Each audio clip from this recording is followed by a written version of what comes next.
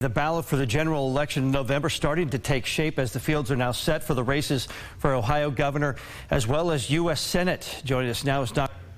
Associate Professor of Political Science at Wright State University. Dr. Hanna, thank you for joining us. I want to pick right back up where Jamie was just talking about Governor DeWine going up against Nan Whaley for the general election in November, and the questions about unity in the Republican Party. Some a little bit further right than Governor DeWine, not happy with how he handled the pandemic, labeling him as somewhat liberal in some of his decisions. I got to believe that they would still align more with him than, say, Nan Whaley, who wanted even more government oversight during the pandemic. So how do you see that race in November? Yeah, there's an old expression that Democrats fall in love and Republicans fall in line.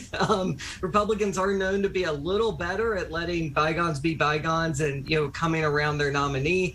We will see if that's the case for DeWine. I think certainly he made some efforts in the last few months with some of the bills that he signed, especially like the Stand Your Ground law, to try to please some on the right. But now, they will start to kind of pivot to the middle of the electorate to try to hold on to those voters. But certainly, I think that will be the big question, will be whether or not Vance and DeWine are really going to be on the same page and campaign well together. I have really no doubt that Whaley and Tim Ryan will work well together, but certainly with some of the criticism DeWine has faced, you've got to wonder if that's going to come to play in the general as well. Well, Nan Whaley making history tonight, becoming the first woman ever nominated as Ohio governor.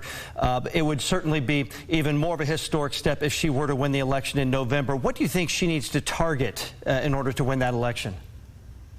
Yes, well, certainly, as you mentioned, the first woman candidate on the major ticket, she will certainly be trying to target some of those voters that, Republican women that broke for Biden, back in 2020, that type of demographic, trying to work in the suburbs in particular. I think that will be the route that she will try to take as she now will, try to have the whole party coalesce behind her.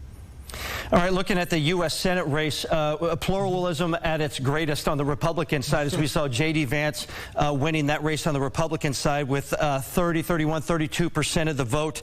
Some election results still coming in there. But we're starting to see the Republican Party coming together behind J.D. Vance already. How do you see that race with Tim Ryan, an established Democrat who won going away on the Democrat side?